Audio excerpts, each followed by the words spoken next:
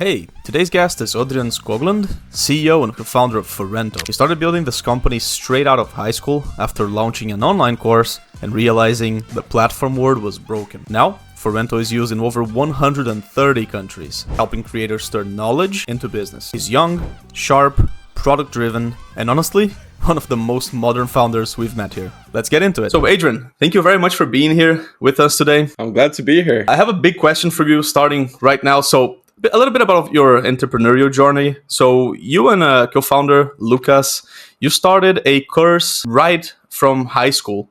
And then from there, you detected possibly flaws in the market. You learned the trade. And then you went to Forento. So now you are hosting in over 130 countries, allowing creators to share their knowledge.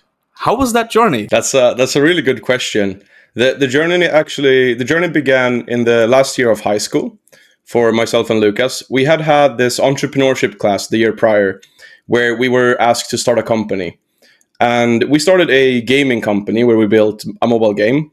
And during this year, we had a really good time, but we felt like a lot of our time was spent doing administrative tasks, like sitting in school and learning about different budgets and different ways of writing a business plan. And we felt that the material that we had during this class was outdated. So when we had the chance to start another company our third year within the same type of class, we decided if no one else is going to change it, let's do it ourselves. So we wanted to create an online course for people like us to simplify the business economics and entrepreneurship areas of education in high school. So that's where it all began. And we did that for a few years. We ourselves were the course creators. And then a few years later, in 2021, we decided to open up the platform and allow for other people to use our technology to create their own training and sell it online. That is crazy. And was there a moment where you thought, you know what, this might not work? Was there stones in the way or something? Definitely. And still, honestly, it happens, I guess, for anyone who builds a product or a startup. I think one of the most obvious things is probably during our first year, when we were still in high school, we were collaborating with a third guy, aside from myself and Lucas, who was actually a teacher within entrepreneurship. He was a separate school, but he was still a teacher, so he knew all the learning materials. He knew how to bring this forward and sell it to teachers.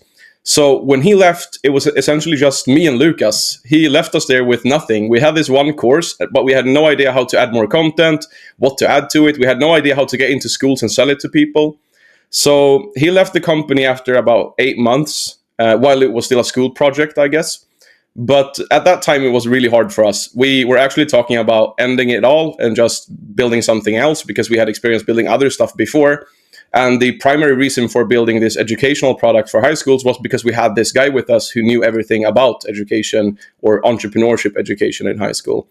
So when he left, we sat there and we honestly looked at other business opportunities that we could do. But we had a luck, I guess, to meet a lot of other teachers who not ended up joining us, but they ended up being our customers. So without having this person with us who could provide the insights from teachers, we were still able to get customers. That's interesting. So losing that third person was an obstacle, but you had to overcome it, right? I mean, that seems to be like a classic founder thing, right? That we hear. It's you have to adapt. You have to wear. I talked to Nick Venturi, our own CEO. He's founder for 3 startups now, and one of the things he usually says is that founders have to wear like many hats. You have to be like marketer, and then you have to be a salesman, and all of that. I would imagine it's the same for you. I mean, it just described that. Yeah. Do you have any particular hats that you're more comfortable wearing? Anything that you like doing more? Good question. I just as you said, as a startup founder, especially in the early days, you have to do everything. There's no pride in being the CEO going around there with your suit, but you have to do literally everything. So I'd say one of the things that I've come to accept and like more and more over time is the relations with investors. When we initially started building this, we were people who enjoyed sitting in our bedrooms behind our computers and just building cool stuff online. And we just liked the idea of creating value and making money with not going to an actual office. But then over time, we realized that we could benefit greatly from having people with us, not only to provide capital, but also provide insights. So I'd say one of the hats that I really enjoy wearing today is the capital raising hat. Whenever I talk to investors pitching our startup, trying to find angel investors or people who can help us bring Forento further. Makes sense. I'd like to go into a bit of an icebreaker. You mentioned video games there. Well, over here at this Fera, most of us are also video game enthusiasts. Right. We see it as an art form. And I'd like to ask you, you started a mobile game, right, with Lucas in high school? Right. I'm imagining that you are also a gamer now. I might have some information on that as well. I'd like to ask you, it's you're one of the first people that we have here in our podcast that I could have this conversation. So you are a gamer.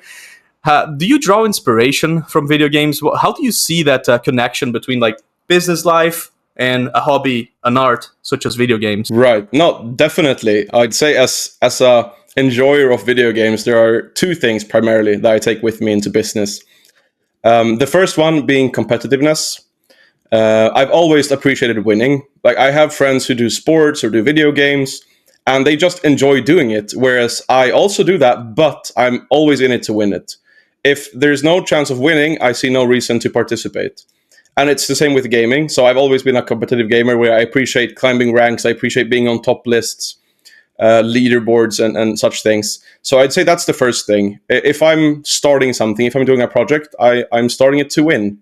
And I'd say the second thing is probably like the grind. I played a lot of like Minecraft, and usually on servers where like the objective was to gather as much money or capital as possible. And you did this by sitting there 8-10 hours just mining or just chugging down trees. So definitely that part as well, like actually investing in something and being able to sit down and do something for 10, 15, 20 hours on end. I remember when I was still a kid, we used to do LAN parties. So people would come over to my house or I'd go to their house and we just bring all our computers together and just sit there and play video games for like 24 hours. And this is something that we still do at times. But me and Lucas, my co-founder, we've come to a point where we don't play the video games, we build stuff instead. So we sit down for 24 hours with pan pizza and Coca-Cola, but instead of video gaming for 24 hours, we try to build something cool. And it's honestly kind of the same thing. So yeah, those two things, the grind and being competitive, definitely. Well, makes a lot of sense. I mean, you've just described the company life, right? You grind Right. and you are competitive and you get places, right? Right. That's an interesting view. Now, talking about that switch, so LAN parties are now all about Forento. Forento platform is now pretty huge. I mean, in 130 countries. That's insane. That's incredible. I have so much to ask you about that. On that, we're gonna get into that, of course.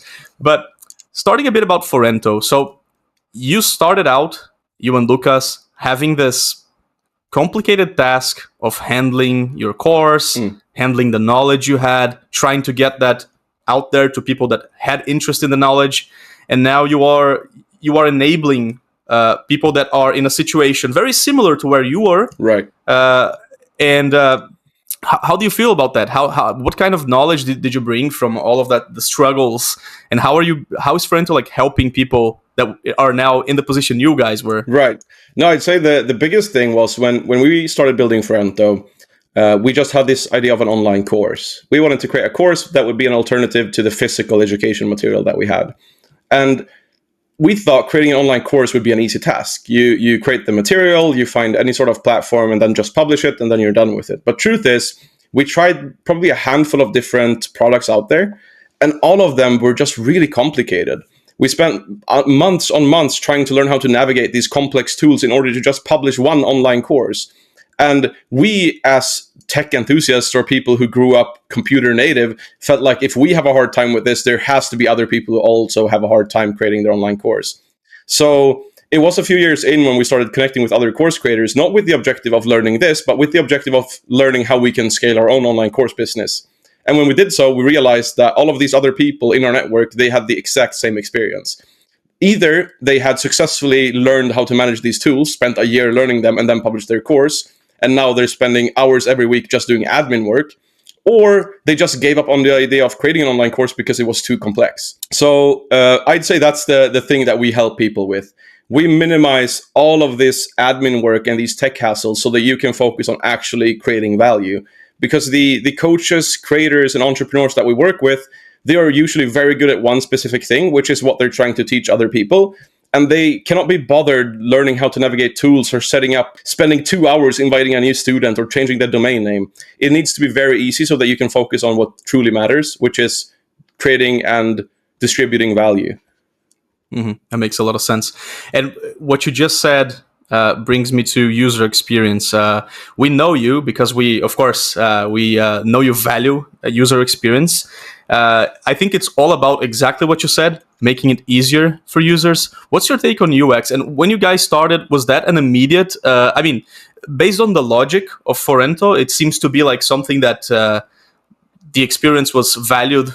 User experience was valued from the start, right? But how did that evolve with time? How your Forento relations with user experience? Right.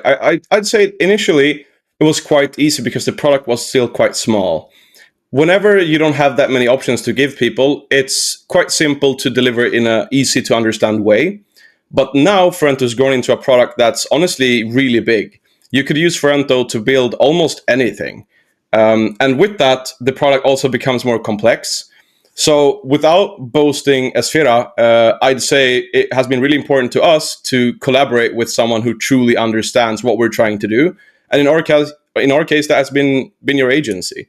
So collaborating and partnering with someone who truly understands our value and what we're trying to do, and then can implement their whole understanding and blueprint of what makes a really good user experience. And I saw you guys have now the custom pages. So you're right on the fact that you can build pretty much almost anything on Forento, right? Yeah. Are you guys facing any struggles with the idea of having too much customization and trying to find, like, how do we keep the experience good? Yeah. Like a lot of customization going on. No, definitely. Whenever we build a new feature, there's always this balance between giving more creative freedom to the creators on Forento, but then also keeping it simple to use.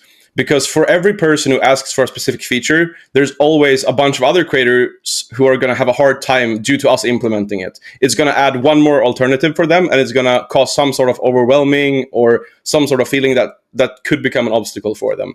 So whenever we get a feature request or whenever we plan to build something, there's always this dialogue or this discussion of how can we find a way to implement this without overwhelming other people who might not be interested in it.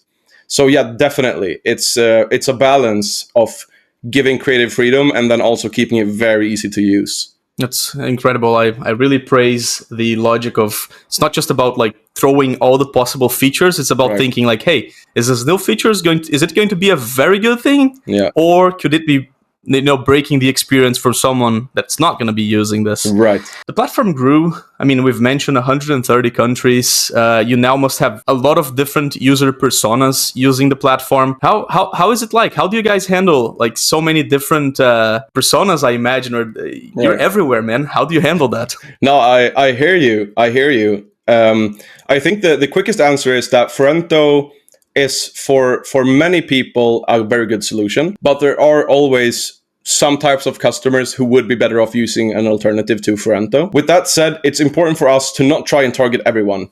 Even though Forento today speaks to honestly every type of trainer out there, we've got people creating everything from like boxing courses to ice hockey courses to drumming courses to video game courses even. Like how do you become better at Counter-Strike, for example, which is to me crazy. With that said, though, we're very clear on the value within Forento, but we don't force you to use any of it or how you should use any of it. So it's very much that we've got the tool set of you can do this with Forento. Welcome in, try to build your thing.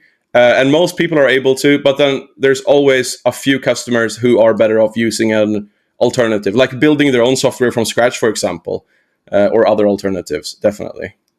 Mm-hmm. Well, you can't. I mean, it makes sense. You can't build something that's going to really, really fit all cases, right? It's about making sure that you're covering well a good case, right? Definitely.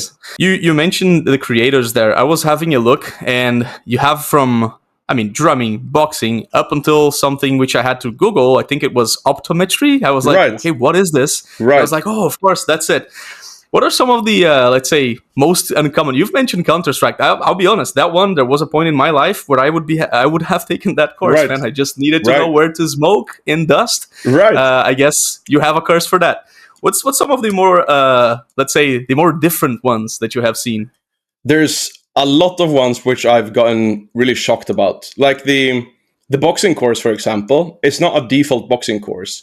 This was a guy he had a mentor who invented this very unique style of self-defense or boxing. And then when this guy unfortunately passed, there was no one to keep training people on this. There was no one to bring this forward. And then this guy, who had learned from him during years, he realized that a lot of people around the world were contacting him to learn about it. And he had no option to create a dojo in every city or every country in the world. So he came to Forento and decided to build it with us. The same goes for the drumming courses. This guy named Juan, who is a old school drummer. He's a rock star, definitely. He's toured the world with really cool bands. And he has his own training academy in Arnhem in the Netherlands. And now he's built a alternative to this within Forento. So not only is he able to sell his courses throughout the world, he's also able to have his online community as an alternative to the people in his class. So whenever you're not able to come into class, you could just go online and see the class there instead. But then, yeah, there's a lot of very unique cases where I had no idea that people would be educating on this. I think it's anything that you can imagine being taught online is being taught online. Anything that you can imagine, not only through Forento, but through any media or any channel.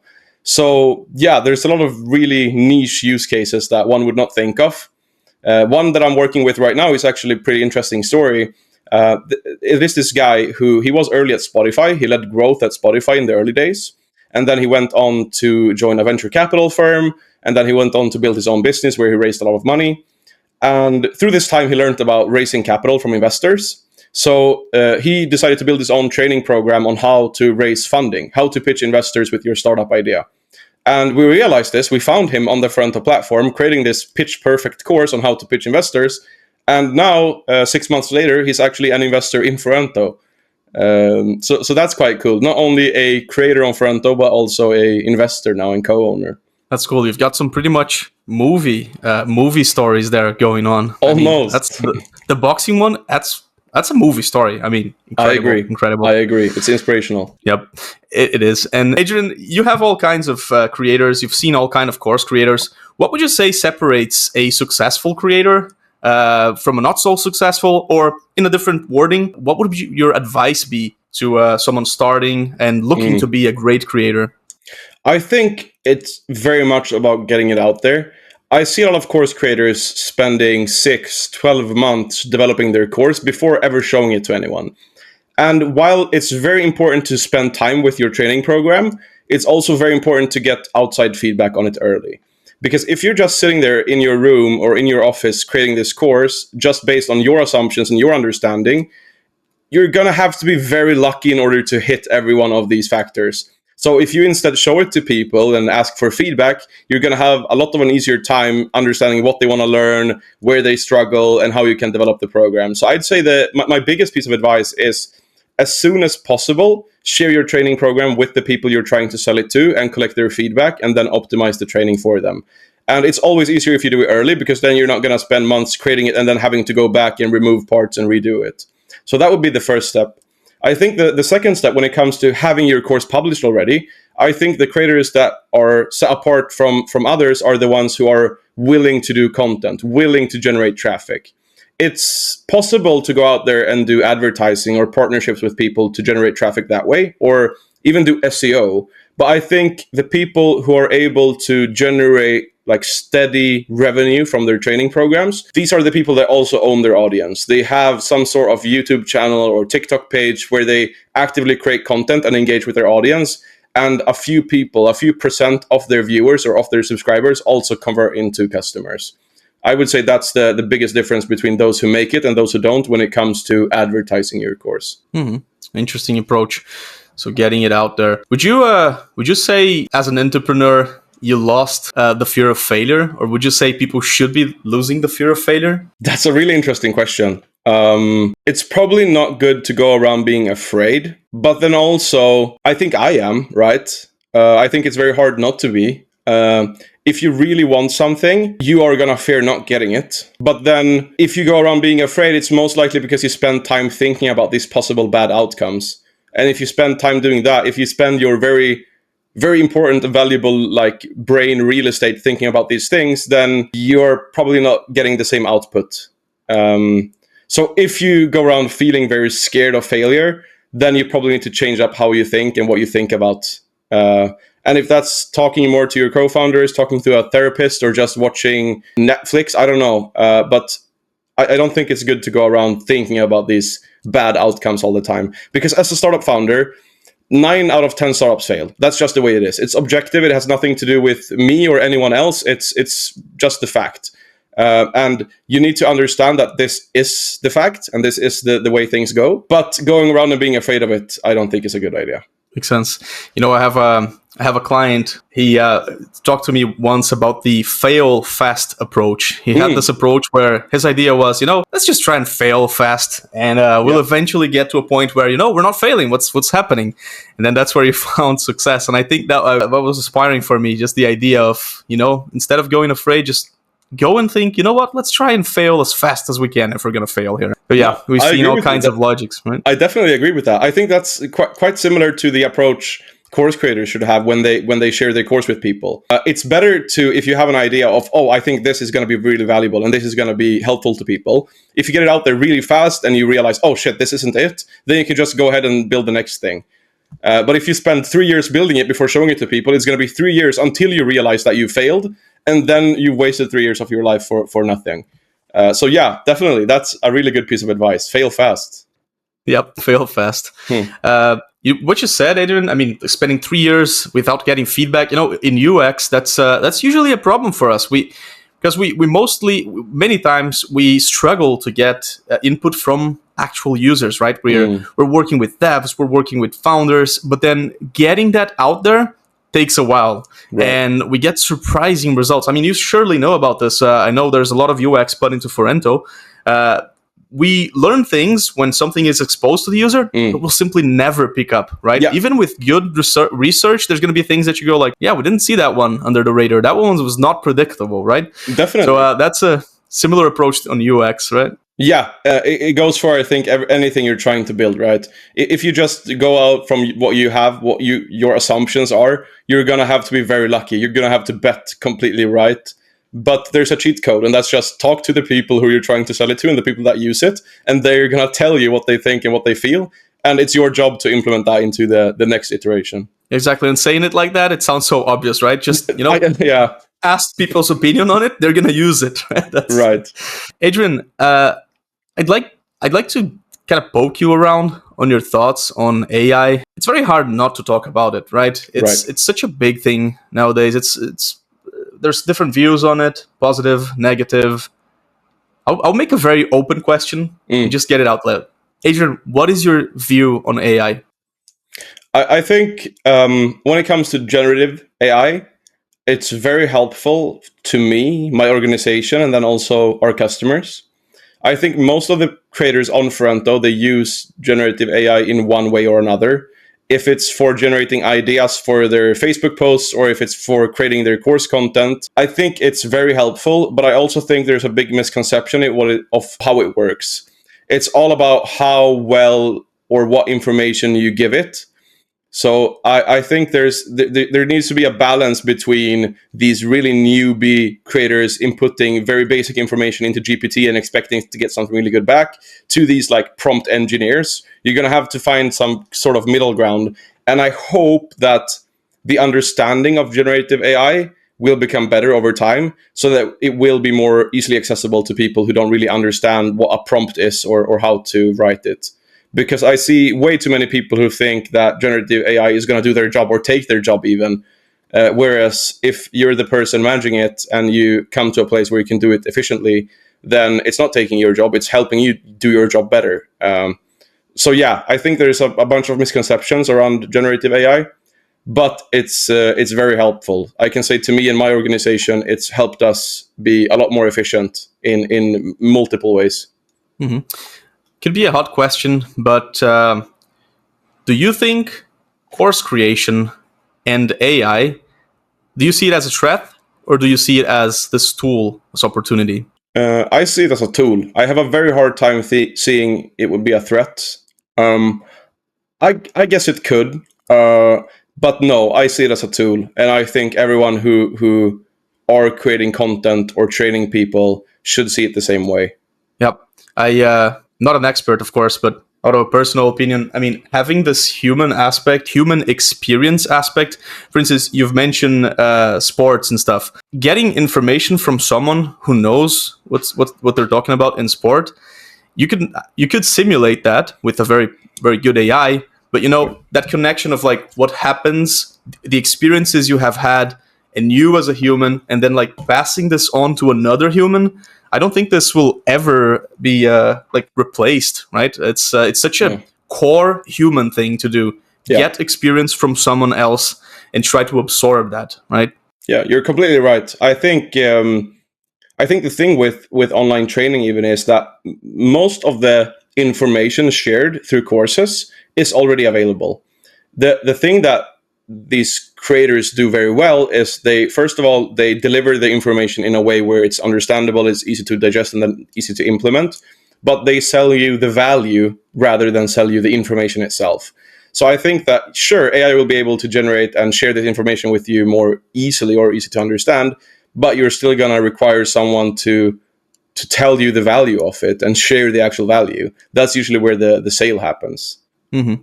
Yeah, that's a point AI will technically never be able to expose. I mean, it doesn't have the same experience as the human would have had with emotions, with feelings, right? And that's such a core value of understanding something. It's not just the information, right? It's what it means. That is pretty interesting. That's powerful. Right. Adrian, talking a little bit about your creators and the market. You started as one, and now you're enabling, I would imagine, potentially hundreds, thousands of creators. Have you seen any shifts in like what's being created? Are there any trends in the market? Yeah, definitely. I think my assumption when we initially started building Forento would be that a lot of the courses would be money courses, like, oh, this is how you make money doing X. Whereas, because during that time, that's the courses that people see and the courses that people talk about. The people creating courses on, oh, this is how you make money doing dropshipping or e-commerce, or this is how you do Forex trading, or whatever people are trying to tell you or teach you. Whereas we see very little of that within Forento. Most courses are not how to make money. They're about completely different things. And I think that's probably a shift overall. And it's not only specific to Forento, because I don't think that we try to discourage these types of courses in any way. I just think that's the overall market trend. People are not as interested in buying these things. They're more interested in learning and developing their experience and their expertise, and then implementing that into making actual money. So I think these old Lamborghini videos with people showing their cool cars and their yachts and cool villas and everything is quite outdated. While it still exists, it's not something that we see on a day-to-day basis compared to what we did like 5, 6, 7 years ago. Mm-hmm. 5, 6 years, that's a long time. You've certainly grown a lot. What was the main challenges or some of the big challenges from going from a smaller company to now a global company? I think the biggest issue is that we've grown to a global company in terms of users and activity, but we're still a very small company. It's still just myself and Lucas as full-time employees, and everyone else involved within Forento are either consultants, freelancers, or part-timers. So while we are a global company and we work with today more than 5,000 educators, creators, and businesses providing training, we still only exist within this small context of having a Slack channel and having our computers and being one company registered within Sweden with 2 full-time employees. So while we are at global scale, we are still a very small operation, and that's a challenge in itself, and that's the way we want to build it, right? I think it's very cool to build something very big with small resources, and I'd much rather keep it that way than go out there and set up offices in different countries and hire full development teams and such. Mm-hmm. Do you think we're going to be seeing less and less of that in the future? Do you think that's like a dying thing? I think so. I think the idea of raising venture capital to go all out and bring on huge burn rates is probably behind us. I think more and more founders are realizing that that's not the only way to build a company or a startup, and they choose alternative ways instead, definitely. While it's still very attractive to raise a $20 million seed round to build your idea, it's not the only way. And it comes with a lot of risks and a lot of negatives that you could simply ignore by building it yourself or raising funds in a separate way. I think making a bit of a parallel with AI I think it was Sam Altman, the CEO of OpenAI. He mentioned that one thing he believes is that we're going to be seeing like multi-million dollar companies being created from like one person with a very good and decent AI and a very good idea, right? Definitely. And I think that's probably something we're going to start seeing. I mean, that's kind of the story of Forento, right? It was a good idea that started based on your experience with an online course, trying to be out there, and then imagining, hey, how can we make this easier for people that are in the same position, right? Yeah. Well, that's so. Adrian, as a founder, what are some of the biggest misconceptions that people have about founding a startup or a company? Right. I think that there's a bunch, and there's a lot of things that I would like to explore and talk about. But I think the biggest one is definitely raising money seen as a milestone or as a goal in itself. I'm all for buying a bottle of champagne or celebrating whenever you raise a new round of funding, but it's not in itself a goal. It's simply the start of trying to achieve a goal. I remember when we raised our first round of funding, friends and people on my LinkedIn, they reached out and they congratulated us on this success, and this is so cool. And while it can be, it's not in itself a milestone or a goal. It's simply getting the funds necessary or the resources necessary in order to achieve a goal. And a big misconception within that as well, like raising money equals success, is people think that as a founder, it's some sort of liquidation moment. And it very seldom is. Unless this is like a series B or a C where you have a chance to sell some shares, this is not money going into anyone's pocket. It goes into the company, and most likely the founders are still raising or taking a shit salary, and they're living off their small, they're probably sleeping in the office still even, right? So I know people who've raised $20 million seed rounds, which looks really cool and people talk about in the magazines, and they're on paper multimillionaires, but they still live just the way they did 6 months earlier when they had $200,000 in the bank. So I think there's a big misconception and misunderstanding in what it means to raise money for a startup and how that translates to actual value. Mm-hmm. Yeah, that's investment money, right? You have to make it work. If I were to receive a round of a couple million right now, I would not be very happy. I would be, okay, now it's time to sit down and start thinking on how we're going to make more money out of this, right? Yeah. It's not a party. It's okay, we've got a big responsibility now. Definitely. That's a cool view. That's a cool view.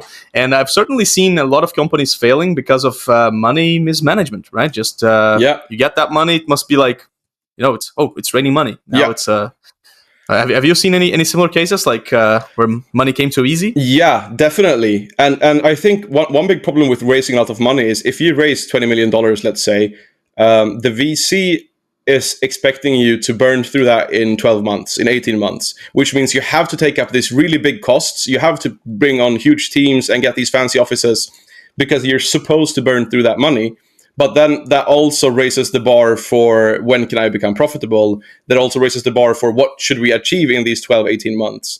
So if you don't find product market fit, or if you don't come to anything really unique within that time, you're going to have a really hard time motivating another raise of more money. Because if you get back 18 months later and you're trying to raise, let's say, $1 million and at a lower valuation, that's going to be a big signal and a big red flag to any investor. So I think a lot of startups fail solely because they raise too much money. Raising funds is not for everyone. And I see a lot of people argumenting in the way that if you have money on the table, you should take it. I don't think that's true. Only if you know what you're supposed to do with the money and you are confident that you'll be able to generate more value from it, only then should you take the money. So yeah, I've seen people fail due to raising too much funds because they raise $20 million and then they're default dead within 6 months. Because if you don't find anything really unique which you can make money from within the next 12 months, you're not going to be able to raise more money. And then you have $1 million per month in burn and you have no money in the bank. And it's hard to generate $1 million in sales from nothing. Then you need the investors. You're more reliant on the investors than if you would just go out there and maybe raise $5 million instead. Adrian, that's super interesting. I hadn't heard, let's say, deep knowledge about company investments like that.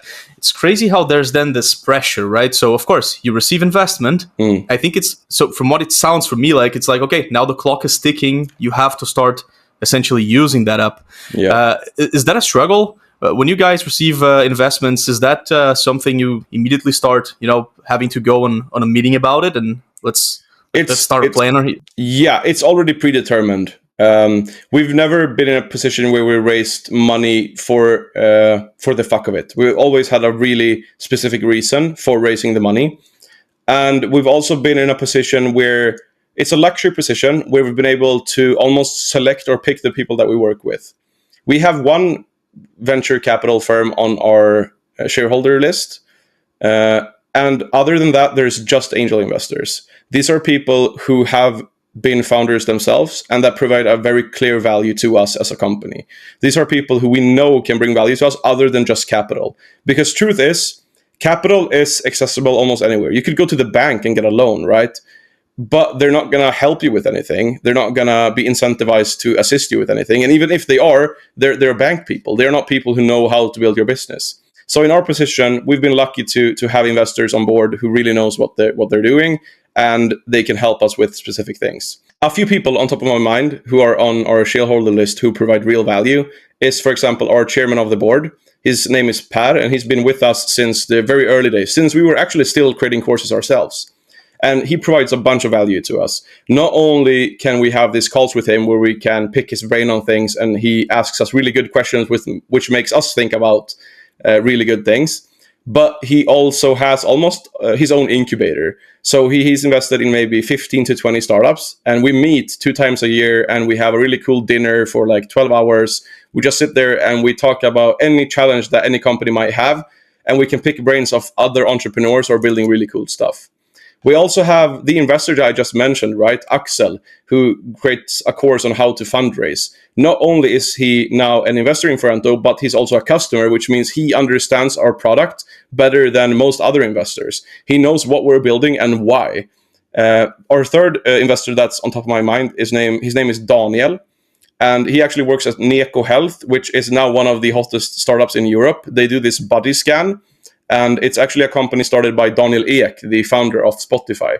So we have these people in our shareholder list that we can come to, and we can pick their brains, and we can discuss any challenge that we might have. It being something small, like, how should we formulate this in our hero section, to how can we target this partnership, and how can we set it up to be good. So yeah, we have a lot of really cool investors on our shareholder list who we can really bring value from outside of the capital itself.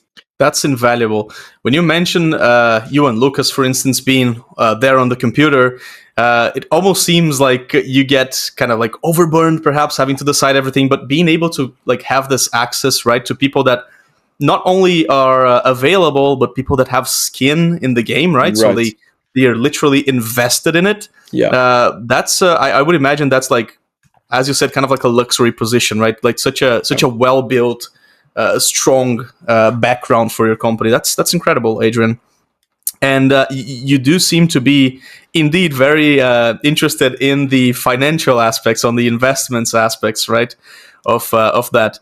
About that hat questions, are you guys still like manually going over code? Like how hands-on are you currently with the Forento website or system? Yeah, it's all up to my co-founder Lucas. I gotta bring it to I gotta talk about him, right? He's a genius throughout.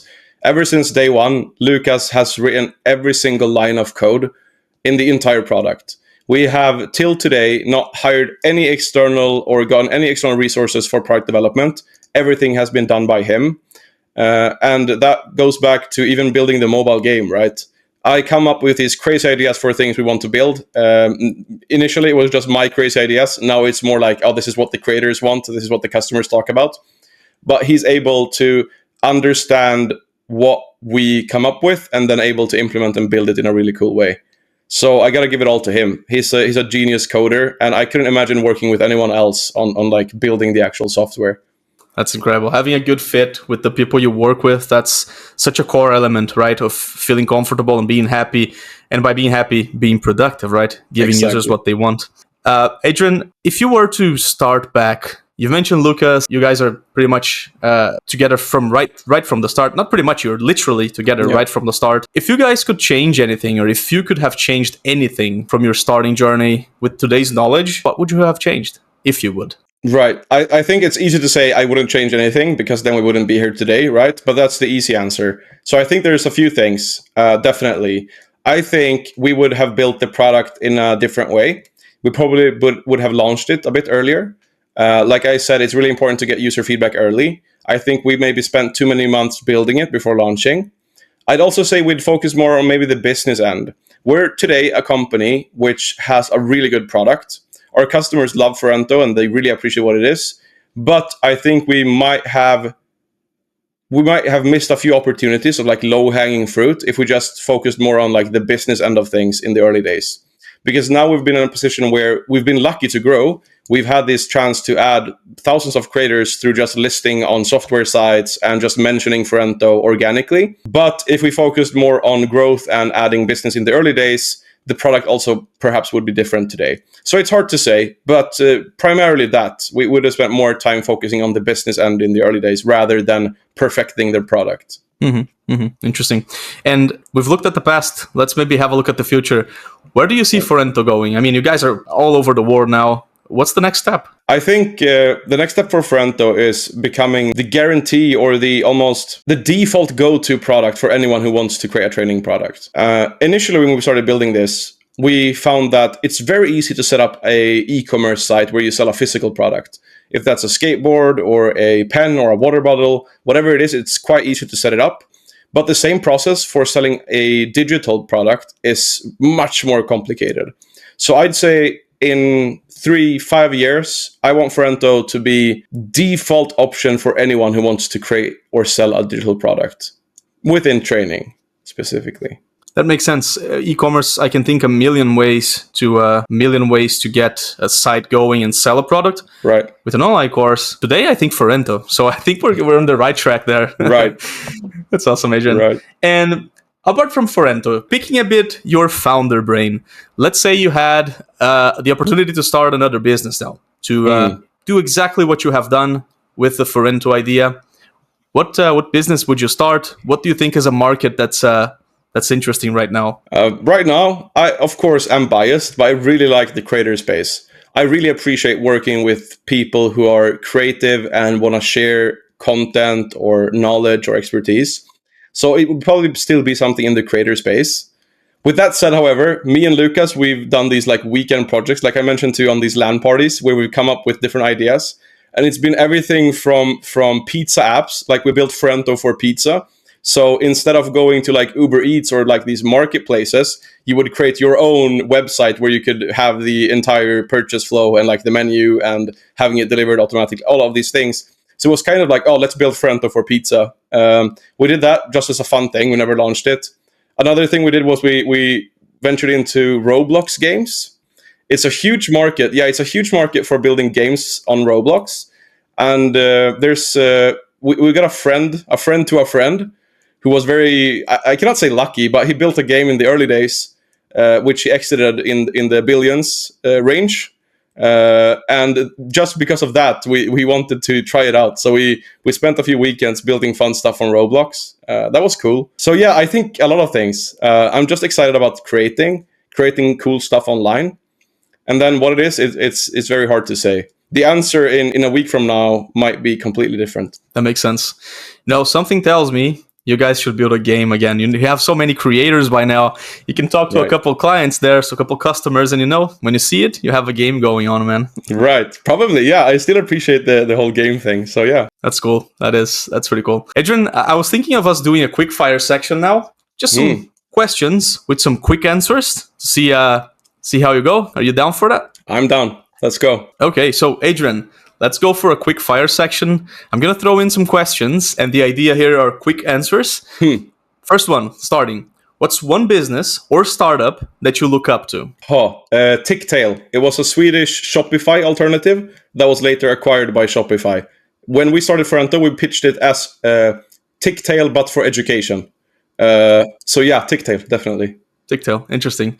Do you still play games? I know the answer, but what I want to know is, what's the last video game you played? Last video game was Counter-Strike. Classic. Last night, actually. Last night, I have a mouse pad here, a huge one, you know. I used to be a Counter-Strike player as well. Cool. Next one, Adrian. If you had to recommend one book that really influenced you, what book would it be? Startup J-Curve by Howard Love. It's the perfect book for anyone who wants to build a startup. Taking notes. If you could instantly master one new skill, what would it be? Coding, definitely. It's like magic, right? You can create something out of nothing. So yeah, coding. That's true. I think it's the current most advanced form of creating, in a sense. It's like the last way to create that humans have invented, right? It's like you're now creating, but through code in this virtual existence, right? Right. That is interesting. Adrian, with that, we closed our quick fire questions. Usually at the end here, I'd like to do a very special question. Adrian, why do you think you guys weren't so much out there? Is it because you had this focus on what you were doing, advancing the product?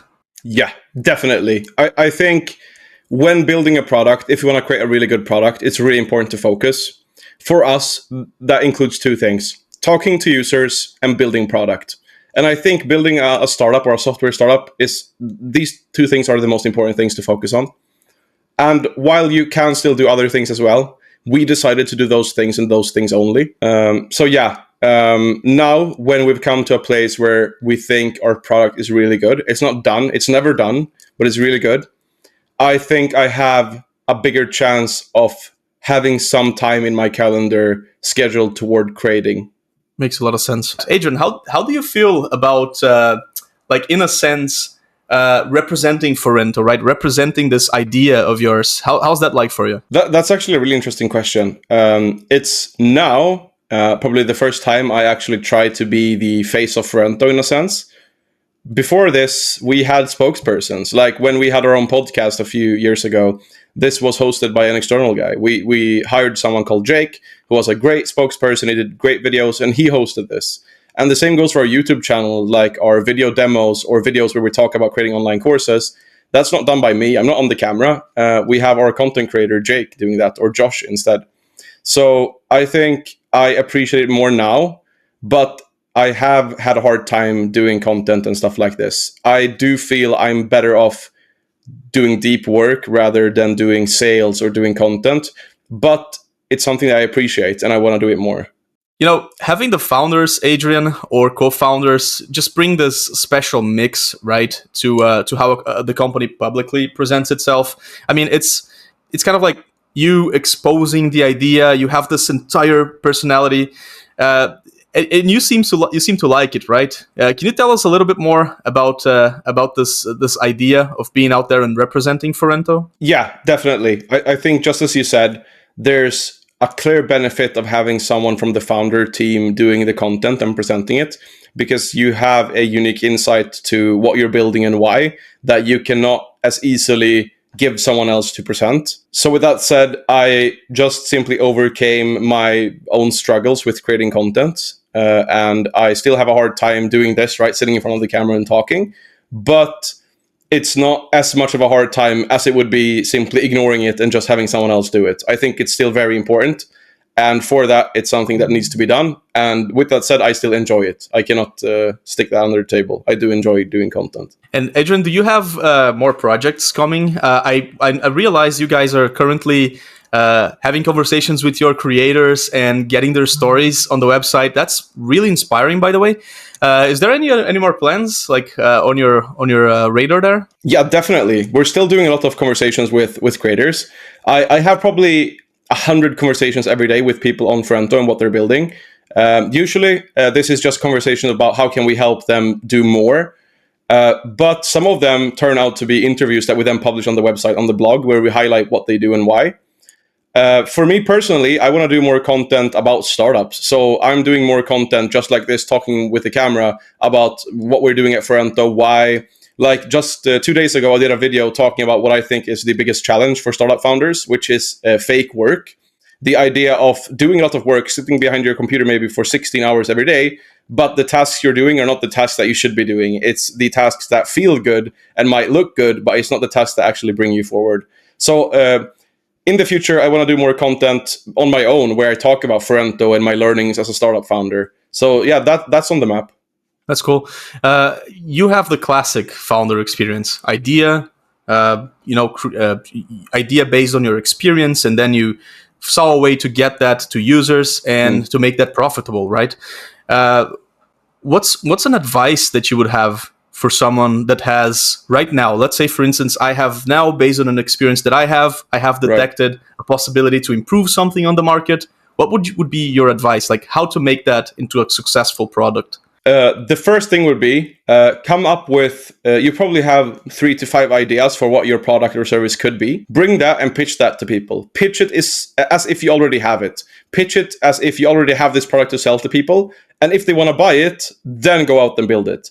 So go out there and try to pre-sell your product. And wherever you feel like you get good feedback, that's where you're supposed to spend your time and energy. So that would be my advice. Go out there and talk to the people that you want to sell it to. And they are going to give you the answers to what you need to build and how. And what would be some like common first steps? Let's say I don't understand anything about startups. I have an idea. I think I can get that to market. What do I do, man? I hear you. It's a very long process of trial and error, I'd say, in most cases. But with that said, there's a lot of content out there that you can learn from. I think if you ignore all of the buzz around these inspirational, cool entrepreneurship videos, which have these flashy titles and thumbnails, if you actually search for value, you're going to find it. There's a lot of free content on YouTube where the founders from Y Combinator go out there and actually share good tips and tricks on how to get started. So if you want to watch anything, I'd say watch that. If not, though, if you're not looking to learn, if you're just looking to actually execute, then my advice is go out there and talk to the people that you want to sell to. If you don't know who already, then go out there and talk to everyone. Try to have lunch with any person from any industry every day of the week. It's not that hard of a sell. If you offer to buy someone lunch with the objective of just picking their brain, they're going to be open to it, most people. So pick their brain and try to find places where you could add value and then just build from that. That's very interesting. So basically, not being afraid to talk and get information from those that we think can help, right? Yeah. Or can give you an insight. Yeah. So, Adrian, one of your projects is you're starting up a YouTube channel, right? To do, I imagine, exactly an online version of exactly that which you have described of going to lunch with someone that has insights on how to do a startup, right? So it's like a virtual lunch with Adrian, right? Right. Can you talk a bit about that channel? Yeah. So basically, like I said, I want to do more content. And as the creators on Forento, when I talk to them, I get inspired. I want to do what they do. So my long-term goal is actually creating a YouTube channel where I talk about everything and anything related to startups, building digital products. And then my goal is to build a Forento Academy to associate with that channel, where I basically have free resources and courses on anything related to how can I build a business? What's the first step? How do I talk to investors? How do I find a co-founder and stuff like that? So yeah, I do have a YouTube channel, which I just now started, where my goal is to talk about everything and anything related to startups. And also, of course, my journey building Forento. Okay, that's awesome. I'm going to be following that up, and we're going to add a link right here to your YouTube channel. I am hoping to have a couple of videos coming in, and let's go for that virtual lunch, shall we? Definitely. So, Adrian, 130 countries. We're right now a Brazilian person talking to a Swedish person in English. How do you see that cultural variety that Forento now has? Yeah, it's huge. Like you said, it's we have creators in 132, I think, different countries out of 195, 200 countries existing. So there's a lot of very different cultures existing within one single product. And talking to these creators, I come to learn and find out a lot of really cool things. Like I've come to realize and learn about countries I didn't even know existed before. So yeah, there's a big difference in cultures from creators, and especially from my end, not only specific to culture, but also like time zones. Like I've come to a place where I have to schedule out my days based on who I'm meeting with and when. So, for example, we have a bunch of customers, probably like 25 to 50% of our customers is based in the US, and that's late evening for me. So I have to be ready to have meetings until midnight. Whereas when I'm having meetings with Europeans, it's usually in the early mornings or during the day. So not only culture-wise, but also like time zone-wise, there's a few challenges. But then I think when it comes to culture and like when it comes to having meetings just like this, everyone is kind of on the same page. Everyone on Forento has the objective of creating something valuable for their audience. Whether that be an ebook or a coaching program or a full masterclass, everyone has the sole objective of creating something valuable, and that's what they're out to do. So whenever I'm on conversations with creators, it's usually just the same. It's never some sort of like culture misfit or anything similar. I've always had a really good time talking to creators, and that's probably my favorite thing to do within Forento. Like talking to people and learning about them and why they're building this, right? And their story coming up to this point. Some people had a really hard time and experienced something really hard, had struggles, and that's why they now built what they're doing. Others just learned something really cool from their job. Others have no idea. They just read an article and was like, "Oh, I'm gonna build something based on this." So it's really cool to learn about people and why they're doing stuff. But yeah, I'd say I don't see that large cultural differences solely because everyone has the same objective. Everyone is trying to create something valuable online and using Forento to do so. Adrian, such an amazing platform. Truly, truly. Adrian, thank you very much for being here today with us, sharing your journey, not only as an entrepreneur, but also as a creator, now empowering other creators all over the world. Thank you very much. It was a real pleasure. Thank you for having me. This has been a really cool conversation.